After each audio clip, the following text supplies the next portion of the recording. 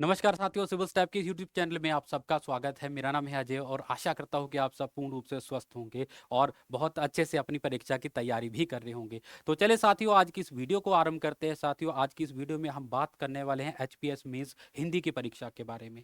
जो विद्यार्थी HPS mains की तैयारी कर रहे हैं उन सबको ये तो पता ही होगा कि हिंदी की परीक्षा का कितना ज़्यादा महत्व है। अगर आप हिंदी की परीक्षा को पास नहीं कर पाते हैं तो आप एचपीएस मेंस की परीक्षा में भी असफल हो जाते हैं। तो जिन विद्यार्थियों को हिंदी की विषय में, हिंदी की सब्जेक्ट में बहुत ज़्यादा परेशानी है, उनके लिए सिविल स्टैप एक विशेष रूप से हिंदी की फ्री लेक्चर सीरीज लेके आया है। फ्री लेक्चर सीरीज अर्थात इसमें मैं आपको हिंदी व्याकरण के सभी विषय पढ़ाऊंगा, वो भी मात्र आधे घंटे में। हाँ जी, रोज ये कक्षा आधे घंटे की हुआ करेगी जिसमें हम हिंदी व्याकरण के सभी विषयों को एक एक कर कर पढ़ेंगे। और साथियों, इस कक्षा में हम किन किन विषयों को पढ़ने वाले हैं आइए जानते हैं। तो साथियों, इस कक्षा में हम जो विषय पढ़ेंगे जैसे कि हिंदी व्याकरण में पहला विषय है हिंदी वर्ण विचार, जिसमें कि स्वर और व्यंजन आते हैं। स्वर और व्यंजन में से कौन कौन से प्रश्न पूछे जाते हैं, जैसे किसी भी वर्ण का वो पूछ लेते हैं उच्चारण स्थान कैसे है, क का उच्चारण स्थान क्या है, ग का उच्चारण स्थान क्या है, च का उच्चारण स्थान क्या है। तो यहाँ से प्रश्न देखने को मिले हैं। आपको पता है 2018 में इस विषय में से एक प्रश्न पूछा गया था, इसलिए इस विषय को हम पढ़ेंगे। उसके बाद हिंदी भाषा के शब्द, जिसमें कि तत्सम तद्भव शब्दों के बारे में पूछा जाता है और ये इस विषय में से भी आपको प्रश्न पूछे गए हैं। जैसे कि 2018 में, 19 में और 2021 में यहां से आपको एक एक प्रश्न देखने को मिला है। उसके बाद वाच्य तथा वाक्य भेद, वाच्य तथा वाक्य भेद को हम पढ़ेंगे। इसमें से आपको 2018 में प्रश्न देखने को मिला था। उसके बाद संज्ञा और सर्वनाम, ये वाले विषय हमारे होंगे। संज्ञा में से 2018 और 2023 में प्रश्न पूछा गया था, परंतु सर्वनाम से अभी तक प्रश्न तो नहीं पूछा गया है, परंतु भविष्य में हो सकता है कि यहां से प्रश्न पूछा जा सके। उसके बाद हमारा अगला विषय होगा क्रिया विशेषण। क्रिया के बारे में पढ़ेंगे, विशेषण के बारे में पढ़ेंगे। क्रिया विशेषण में से आपको 2018 में एक बार प्रश्न पूछा गया था। उसके बाद कारक, कारक में कौन कौन से प्रश्न पूछे जा सकते हैं, कारक क्या होता है, इसके बारे में हम विस्तार से पढ़ेंगे। 2018 में कारक से संबंधित प्रश्न देखने को मिला था।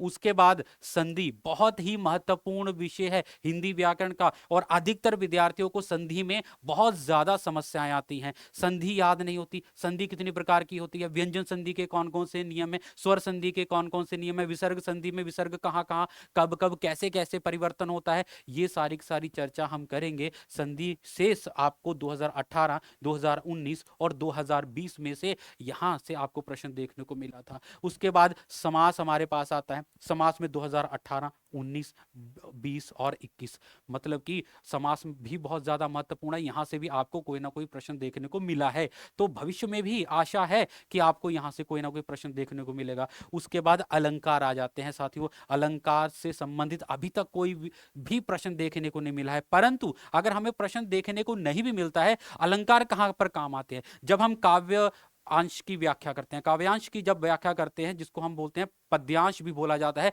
जब हम पद्यांश की व्याख्या करते हैं तो वहां पर अलंकार काम आते हैं। क्योंकि जब हम व्याख्या करते हैं तो अगर हम वहां पर ये लिख देते हैं कि किस पंक्ति में किस अलंकार को प्रयोग किया गया है विशेष के रूप में, अगर हम इसको लिखते हैं तो हमारे अंकों में वृद्धि होती है, हमें अच्छे अंक प्राप्त होते हैं। तो अलंकारों का ज्ञान होना अनिवार्य है। तो यहां पर मैं आपको मुख्य रूप से जो अलंकार होते हैं, अलंकार की पहचान होती है, वो बता दूंगा। ठीक है। उसके बाद हमारे पास आता है काव्य रस। काव्य रस से संबंधित 2019 में प्रश्न पूछा गया था। काव्य रस कितने प्रकार के होते हैं, जो काव्य रस है, जैसे स्थाई भाव पूछे जाते हैं। ठीक है, किस रस जो है उसका स्थाई भाव क्या है वो पूछे जाते हैं, तो काव्य रस हम पढ़ेंगे। उसके बाद हिंदी भाषा के चिन्ह, हिंदी भाषा के चिन्ह से संबंधित प्रश्न आज तक देखने को नहीं मिला है, परंतु वाक्य शुद्धि के अंतर्गत यहां से प्रश्न पूछा जा सकता है। क्योंकि अगर वाक्य में हिंदी भाषा के चिन्ह अर्थात कि यहां पर जो पंक्चुएशन मार्क जिसको बोलते हैं, ठीक है, अगर मान लो कहीं पर अल्प विराम नहीं लगा है, अर्ध विराम नहीं लगा है, पूर्ण विराम नहीं लगा है, तो भी वाक्य अशुद्ध माना जाता है। तो हो सकता है कि जब आपको वाक्य शुद्धि करने के लिए दिया जाए तो वहां पर कोई चिन्ह ना हो, अगर आपको पता होगा कि कहां पर किस चिन्ह का प्रयोग किया जाता है या फिर गलत चिन्ह वहां पर लगा दिया गया हो, ठीक है, तो वो भी वाक्य शुद्धि के अंतर्गत आ जाता है। जब आपको पता होगा कि हमारे पास हमें चिन्हों की पहचान है, कौन सा चिन्ह कहां पर लगता है, तो आप यहां से अच्छे से प्रश्न कर सकते हैं। उसके बाद हमारे पास आता है शब्द युग्म, जिनको श्रुति सम भिन्नार्थक शब्द भी कहा जाता है। इसमें आपको 2018 और 2019 में से प्रश्न देखने को मिला था। श्रुति सम भिन्नार्थक शब्द, ऐसे शब्द जो कि सुनने में एक समान से लगते हैं परंतु उनके अर्थों में भिन्नता होती है, अर्थ भिन्नता होती है, इनको शब्द युग्म भी कहा जाता है। यहां से भी आपको प्रश्न देखने को मिले हैं, तो भविष्य में भी यहां से प्रश्न देखने को मिल सकते हैं। उसके बाद हमारे पास आता है वर्तनी, ठीक है। वर्तनी के अंतर्गत 2018, 19 और 20 में से आपको प्रश्न देखने को मिले हैं। तो वर्तनी मतलब कि आपको जैसे कि कोई भी एक शब्द दे दिया जाता है, ठीक है, और उस शब्द में से त्रुटि ढूंढने के लिए कहा जाता है कि इसमें क्या त्रुटि है, वो आपको ढूंढना होता है, ठीक है। तो ये वर्तनी से संबंधित प्रश्न देखने को मिल सकता है। उसके बाद उपसर्ग और प्रत्यय, उपसर्ग और प्रत्यय में से 2018 में आपको प्रश्न पूछा गया था, परंतु भविष्य में भी पूछा जा सकता है, तो फटाफट से हम उपसर्ग प्रत्यय भी करेंगे ये विषय। उसके बाद आता है वाक्यांश के लिए एक शब्द, 2019 और 2021 में से यहां से प्रश्न पूछे गए थे। फिर आता है पर्यायवाची, जिनको समानार्थी शब्द भी बोला जाता है। 2018, 2019, 2020 और 2023 में पर्यायवाची से संबंधित प्रश्न आपको देखने को मिले हैं।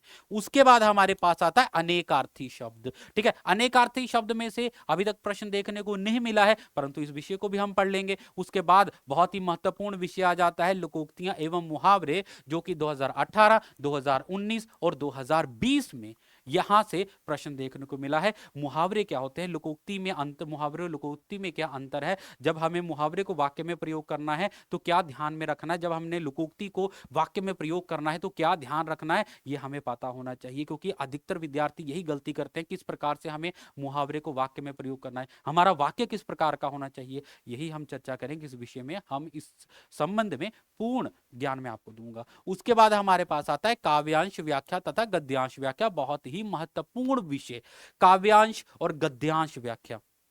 काव्यांश व्याख्या, आपको काव्य पंक्तियां दे दी जाती हैं, उन काव्य पंक्तियों को कैसे डिकोड करना है, काव्य पंक्तियों का अर्थ कैसे समझना है, इस पर हम चर्चा करेंगे। काव्य पंक्तियों को उसमें कहां पर कौन सा अलंकार है, ठीक है, और किस रस पर आधारित है, ये सारी चीजें, और व्याख्या कैसे करेंगे। उस ऐसे ही गद्यांश व्याख्या आ जाती है। आपको एक गद्यांश दिया जाता है तो उस गद्यांश की व्याख्या किस प्रकार से करनी है। और अधिकतर विद्यार्थियों को ये समस्या आती है कि गद्यांश व्याख्या, उनको क्या लगता है कि गद्यांश दिया हुआ है तो वो क्या करते हैं, व्याख्या करने के लिए दो लाइनें पहले से उठाएंगे, दो लाइनें बीच में से उठाएंगे, दो लाइनें आखिर से में उठाएंगे, आखिर की पंक्तियां उठा के और लिख देंगे ये व्याख्या हो गई। परंतु ऐसे व्याख्या नहीं होती है, इसीलिए यहां पर अंक प्राप्त नहीं होते हैं आपको। इसलिए गद्यांश व्याख्या में क्या होगा, कैसे गद्यांश व्याख्या की जाती है, कैसे हमें उसमें से विषय को पहचानना है, मूल भाव पहचानना है, ये सारी की सारी चीज गद्यांश व्याख्या में हम पढ़ेंगे। उसके बाद हमारे पास आ जाता है अनुवाद, ठीक है। अनुवाद किस प्रकार से किया जाता है, इंग्लिश, अंग्रेजी भाषा से हिंदी में अनुवाद, हिंदी भाषा से अंग्रेजी में अनुवाद। आपको एक हिंदी का गद्यांश, एक पैराग्राफ दे दिया जाएगा, उसको आपको अंग्रेजी में अनुवाद करना है, और आपको एक अंग्रेजी का गद्यांश, एक जो पैराग्राफ दे दिया जाता है, उसको हिंदी में आपको अनुवाद करना होता है। तो अनुवाद किस प्रकार से किया जाता है, क्योंकि अधिकतर विद्यार्थियों के मस्तिष्क में, दिमाग में ये चीज बैठी हुई है कि हम क्या है कि जैसे वो क्या करते हैं, वर्ड टू वर्ड ट्रांसलेशन करते हैं। तो वर्ड टू वर्ड ट्रांसलेशन जब हम करेंगे तो वो गलत हो जाती है, ठीक है। तो अनुवाद के क्या क्या नियम है वो मैं आपको बताऊंगा, अनुवाद कैसे करते हैं इसके बारे में हम जानेंगे। और सबसे एक अच्छी चीज यहां पर हम आपको बताएंगे, मैं आपको एक चीज बताऊंगा कि तकनीकी शब्दावली, ठीक है। तकनीकी शब्दावली मतलब कि जो बड़े महत्वपूर्ण विषय हैं हमारे, ठीक है, जैसे शिक्षा पर आधारित हो गया, नारी पर आधारित हो गए, ठीक है, पर्यावरण पर आधारित हो गए, तो ऐसे विषय हैं। तो इन विषयों से संबंधित मैं आपको कुछ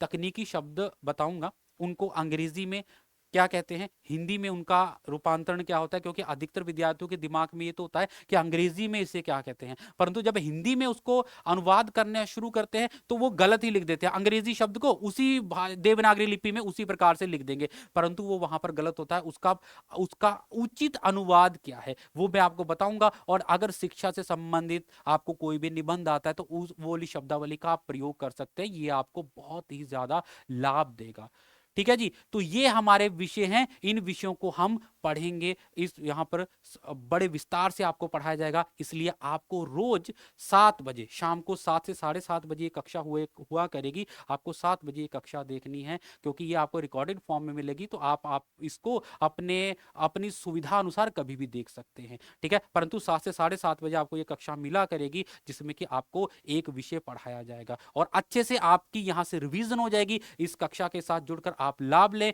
और कक्षा का समय मत भूलिएगा, 7 से 7:30 बजे रोज सिर्फ आधे घंटे में हम एक विषय पूर्ण किया करेंगे। तो आशा करता हूं कि आज की वीडियो आपको अच्छी लगी होगी। जो मैंने आपको सूचना दी है, ये सूचना भी आपको अच्छी लगी होगी। तो आज की वीडियो को यहीं पर देते हैं विश्राम, यहीं पर आज की कक्षा को हम समाप्त करते हैं। आप सबका बहुत बहुत धन्यवाद इस कक्षा में अंत तक बने रहने के लिए। स्वस्थ रहें और प्रसन्न रहें। धन्यवाद।